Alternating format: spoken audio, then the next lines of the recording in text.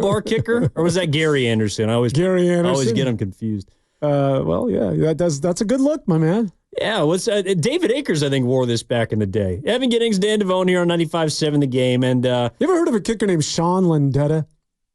No, who's that? Kick with the New York Giants. And a good punter. I want to say like early 2000s and the 90s. Go ahead. That reminds me, I used to wear those things, and my brother used to just terrorize me when I was a kid. I had like this Oakland Raider helmet, and he used to just drag me around by the face mask, and I'd be looking out of the ear hole just crying. But anyways. Yeah, Sean Landeta, kick with the New York Giants. The guy got more attractive women, I'm trying to put this politely, than any player you've ever seen. Now, obviously, it was New York City, but I mean more than whoever the starting quarterback was back in the day, and he was this pudgy, just very unassuming player on the team. And I am telling you, go cleaned look up at more than Phil Simms. Go look at Sean Landeta and the history, the record, the women that he dated and hung out with in New York City for just this lumpy punter. The guy, he got it done off the field. So, oh, my God. He was a winner on and off. I'm looking at him right now. This guy had a nice handlebar mustache. I can tell you that, Dan. All right. We'll leave it at that. Well, but I also want to leave it at that. Someone brought up the Niners haven't won since 95 either in terms of a Super Bowl. And because we were dogging the Dallas Cowboys, who haven't been to a championship game since 95. That is true. But I also think, look, there's always a space for me, and maybe I'm different than a lot of sports fans. I don't know how you feel about this, Devone. Yes, it is about winning championships, but I do have to also account for how successful you are if you don't. And the Niners have been to multiple Super Bowls, 3 of which in my lifetime. They've been to countless NFC championship games. I know they haven't won it, but my comparison using the Cowboys was about how much they're worth. Again, $10 billion as of, I think, earlier this week via Forbes. And they have not been to an NFC title game since 1995. So I have not seen a Dallas Cowboys team win multiple playoff games enough to even get back to the point where they could assume or presume that they could get to a Super Bowl. So, to me, comparing the Niners and the Cowboys, yes, they have not won Super Bowls, but 2 entirely different franchises. They're very, very different. Also, the way they're run. The way that, when you think of the Cowboys, you think of Jerry Jones. When I think of the 49ers, I think of their players. And that, to me, is the mark of a franchise that I take legitimately. And I think that you have to sort of stand by the thought process that just getting to Super Bowls, whether you win one or not, that just, I always remind people it's an oval ball. Where that thing bounces, who the hell knows? But just getting there and then letting the stars align if you win or you don't win. But getting to the Super Bowl, that's the mountain you want to climb. And the 49ers have shown that they've been a winning franchise, whereas the Dallas Cowboys have not. The Dallas Cowboys, I always repeat this, that this is, and I've said this for years, that they will not win a Super Bowl. They will not get back to that NFC championship game. They won't get to where it is that everybody has talked about, whether you like them, because they divide the room as much as the Yankees or any other New York team. You either love or hate the Cowboys, which is why they are so successful. But until Jerry Jones is 8 feet under, and I know that sounds pretty morbid, but until that man perishes from the earth, they will never win a Super Bowl. Mark it down. He gets in his own way time and time. Look at what they're dealing with right now. You could have signed Dak Prescott, CeeDee Lamb, and Micah Parsons is right behind him. It's just a mess. He does this all the time. He is the worst owner / GM while at the same time being the best owner in the NFL. I was going to say, see, I can't go that far because when you talk about ownership, it's about money. Yeah. It's about green. But in terms of winning, which I truly believe he wants to do, he has no idea, and it's been proven time and time again. Since he kicked Jimmy Johnson out of the building, there's never been somebody in place with hairspray and a hairdo as both of those men exhibit. Yeah, Switzer. They will not win until he won't obviously leave the team. He's not going to step aside. So when you go to his funeral, Cowboy fans, from that point forward is when you'll have that opportunity at finally winning that elusive Super Bowl. Yeah, in many ways, it's kind of like Al Davis towards the end, I think. Like, Al Davis is a winner. I mean, he's the owner, decision maker, won championships with the Raiders a long time ago, but towards the end, I think it was fair for a lot of people who called him senile. He lost touch. I don't think Jerry Jones is there yet, but it's more subtle that he doesn't know what the hell he's doing in terms of management.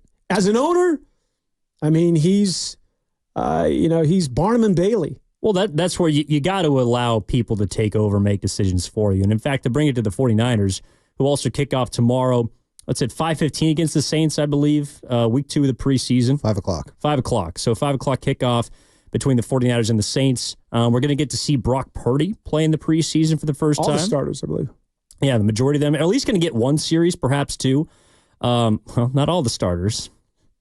That's true. Brandon Aiyuk and Trent Williams are not going to be there, at least I would assume, even if they sign by the end of the show. But to bring it to the 49ers, that's where, to me, Jed York has taken strides, taken steps. He has put people in positions around him that are good decision makers, and he's put his trust in them because you can't do everything. Whether you're a football expert or you know nothing about the game, you are going to need some help. And I think that Jed York has positioned his front office and coaching staff, by extent, in a spot where they are competitive year in and year out. And so I agree with you, Dan. With Jerry Jones, I don't think the Cowboys will ever win a Super Bowl. But with regards to this season and the San Francisco 49ers, where would you place their chances to win the Super Bowl this year? The 49ers? Currently, yes. Well, I'd put them as the team to beat in the NFC. I think that, going in now, obviously, you never know in terms of injuries and what's going to take place throughout the course of a game and a season. But that's the team on paper to come out of the NFC. I think, how improved is Green Bay? Are they going to continue to take steps? Detroit seems to be real. So there's some obstacles, and Philadelphia is always in the hunt. But certainly my money's on the Niners to get back there. Again, whether you win that Super Bowl or not, who the hell knows? But getting there, I see them as the favorite, no doubt. I think they're the favorite, but I think there's a lot more resistance than there was a year ago. Like last year, there were no excuses. And I guess to some extent, there's no excuses this year. But to me, Dan, the odds have changed. Like if last year they were, 2 or 3 to 1 favorites to make the Super Bowl out of the NFC, it's dropped a bit closer to, I think, 5 to 1, 6 to 1. Who do you think is challenging them? Well, I think it's a combination of other teams taking steps forward and the Niners taking a step back, because I don't think they're as talented as last year's group. And much more is going to be on the shoulders of Brock Purdy, even assuming that Brandon Aiyuk eventually figures out his contract situation. I believe he will. And Trent Williams is back in the fold, because I'm looking at an NFC. I think the Eagles are improved. And I think that they were a collapse away. But that Sirianni thing is going to get ugly, I think. The Sirianni-Hurts sort of disconnect, and he doesn't really know what it is that's going on offensively. Yeah, but I think that, I don't believe Sirianni is a great head coach, but I also think that Kellen Moore is a pretty damn good play caller. Mm-hmm. And I think that was a big reason why they were successful a couple of years ago with Shane Steichen as the OC.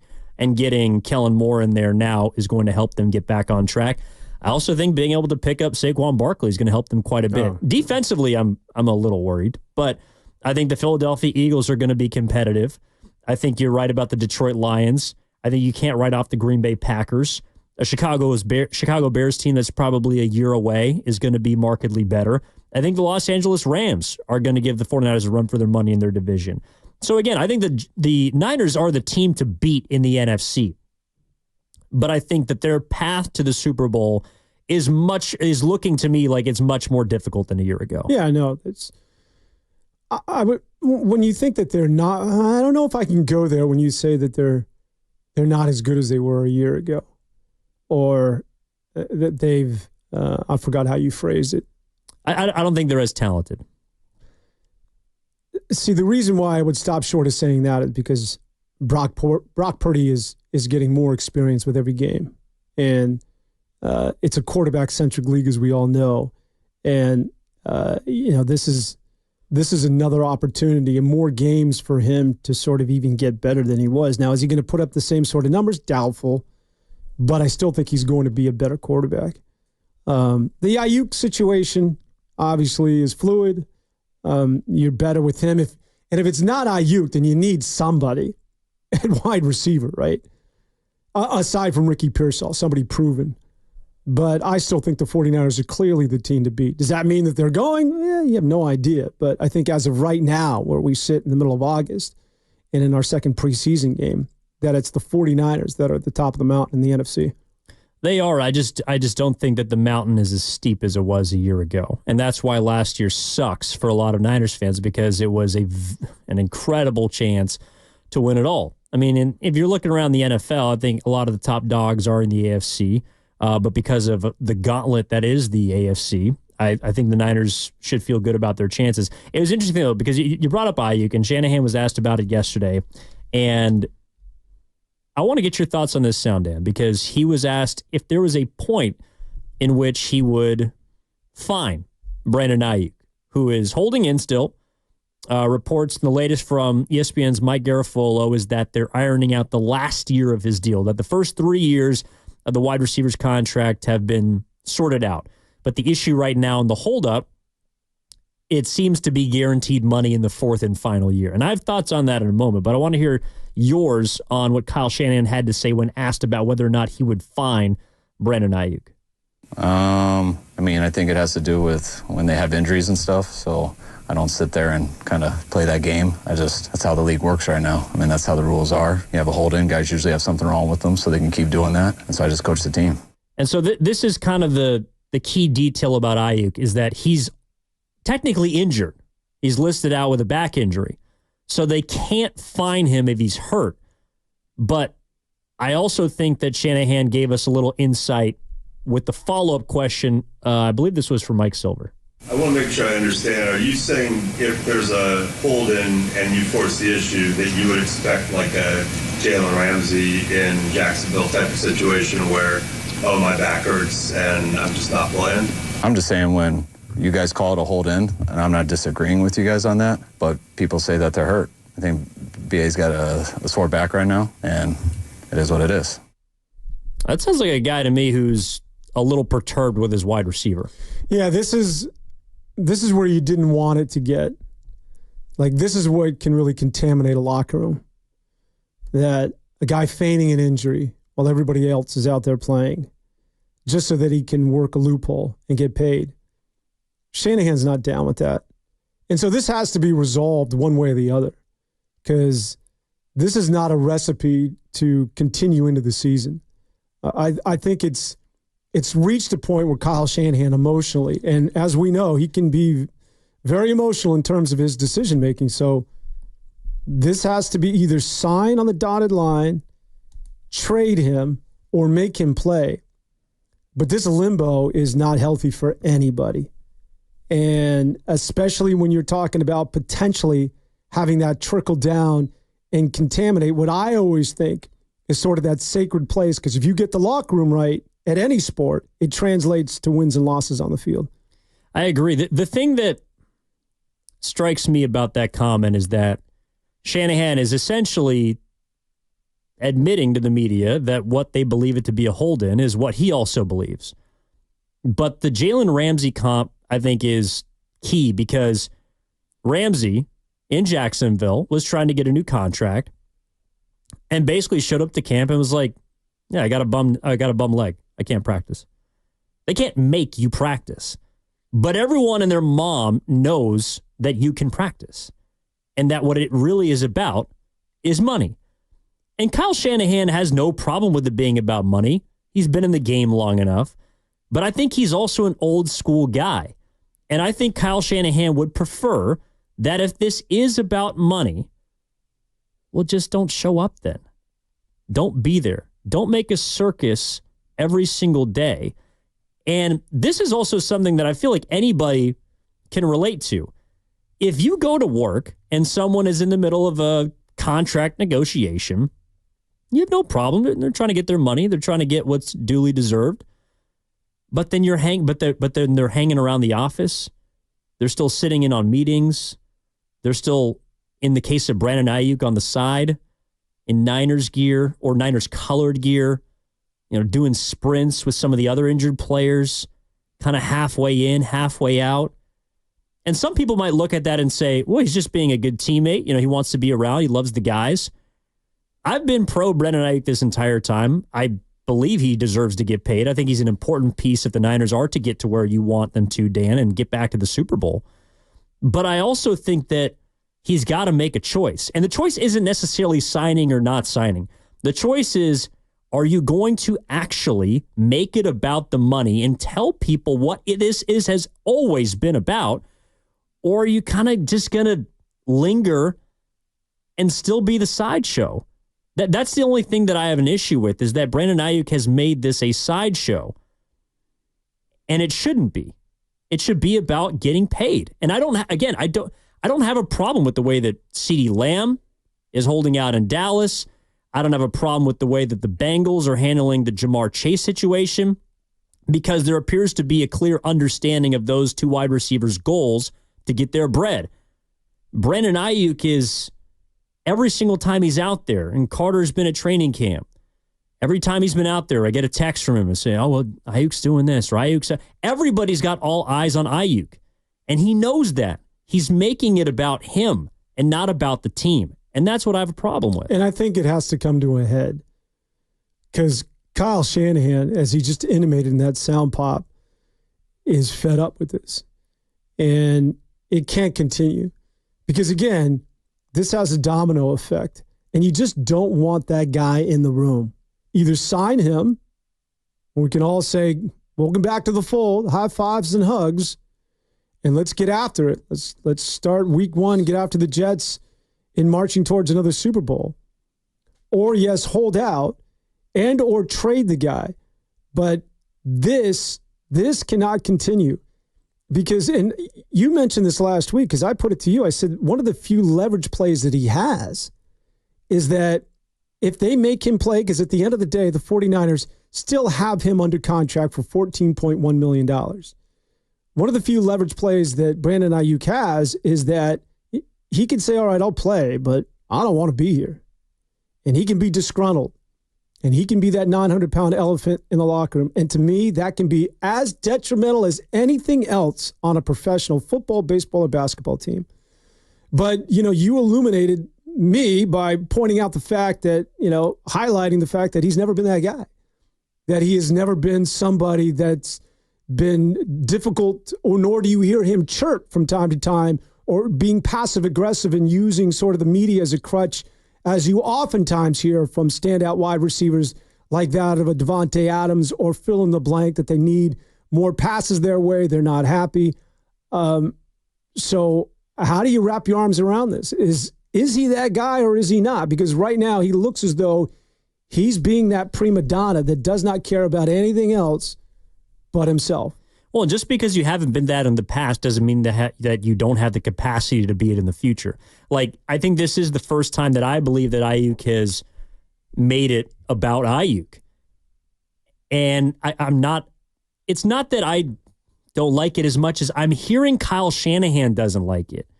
And that does matter. What I think, what you think, what Carter thinks, what people think around the Bay Area about what Brandon Aiyuk is doing or not doing, quite frankly, doesn't matter to the team. But if Kyle Shanahan sounds dissatisfied and frustrated with the fact that he has to go up here every single day and answer these questions, and I think this is a fair one, by the way, from the Xfinity Mobile text line from the 510, why does the media continue to pry when they know the answer and all they want is a soundbite to make people feel bad? I don't think it's about making someone feel bad. I think it's about figuring out where the team is at so that we can assess how great the chances of the Niners winning or getting back to the Super Bowl is. And right now, I do not hear a team that is as connected as they were last year. And it's not just because of Brandon Aiyuk. It's because of the 49ers front office. I mean, they could have given him whatever his final ask is. If the details are truly the final and fourth year or the future of 3 years, if that's the only detail, well, then the Niners do have some, they do have their hands on this. They do. They are responsible for this not being done to some extent. They could just give him that fourth and final year. But no one guarantees the last year. And that's the hang-up, is that Aiyuk clearly wants that. So I don't mind that. I don't mind you wanting to get every single last penny. I mean, that's what Bosa did last offseason. He took the bank from the 49ers. But there also has to be, at least in my opinion, maybe this just is how I am. I don't think making it a sideshow is the right way to go. I don't think that's going to further Aiyuk's leverage. I don't think that's going to help him in the long run get what he wants. Because if they truly are at the 2-yard line, well, then what's the point of showing up and saying, well, I'm hurt, so I can't practice, and that means you can't find me? By the way, and I don't know how you feel about this, Carter, the 49ers can forgive his fines. Like if Aiyuk didn't show up to camp or wasn't out there on the practice field and got fined, whatever Trent Williams is currently being fined, they could forgive that. Well, what about game checks? Game checks they also can forgive. For a guy on a rookie deal, they can't do it after, but they can forgive Brandon Aiyuk right now. I don't know. Where do you kind of come down on this, Carter? I mean, they're going to cover that, of what he's missed. There's just no doubt about it. I mean, there's no way that he's going to be happy with them saying you need to eat these fines, basically. Whatever the new contract's going to be, it's going to be covering whatever he's missed. There's no doubt. Same with Trent Williams. Well, Trent, they can't forgive. I think he's going to be back, and he also doesn't need the money. The thing about Aiyuk that kind of confuses me is if this has always been about the fine money, right? I think that's why he showed up in the first place, why he's holding in, is because he doesn't want to get fined. Well, Trent, they can't forgive, right? But they can write into his new contract that he can be paid basically retrospectively, I think, for what he's missed, is what I've understood. Yeah, and we can get to Trent Williams on the other side, but just my final thoughts on Aiyuk is I don't understand the need to be around, to be seen, to kind of use the optical lens to further your leverage when it sounds like you're already where you need to be anyways. The last thing that needs to get ironed out is the 4th year of the contract. That's as close to the goal line as I've heard this entire time. And it sounds like he's gotten and extracted more money out of the 49ers as this thing has played out. So he has achieved his goal by not signing at the beginning of the offseason, by getting to this point and getting more money. So then what's the point in showing up and kind of being a practice and not? I guess the only thing I would say before we get to the break is that we just don't know. We don't know in terms of, it seems imminent that this contract is going to get done, but I've never seen anything like this. Like just when you think, and we've been here before at the threshold, that this thing has taken so many turns and there's been so many peaks and valleys and ebb and flow that who knows what that proverbial other shoe, when it does drop, where that's going to go with this. At this point, I can clearly tell you that, yeah, typically I would say if it was any other player, any other negotiation, this is going to be done by Monday. Right now, who the hell knows? So in defense of Brandon Aiyuk, I guess to a certain point, he's got to do what it is that he feels he's got to do because you cannot count on anything in terms of something getting done between the two sides. That's fair. And I do, there's one more thought I have, but I'll get to it on the other side. There's also something that Shanahan said specifically about Trent Williams. Debo talking about Brandon Aiyuk on the Up and Adams show with Kay Adams on FanDuel TV that I want to play for you guys as we continue to figure out just where the 49ers are at as they begin their second week of the preseason, second game of the preseason, I should say. Tomorrow, 5 o'clock kickoff between the Niners and the Saints. We'll also have overtime coverage right here on 95.7 The Game as we roll on here on a Saturday. Evan Giddings, Dan Devone, back with you after this. Every business faces challenges.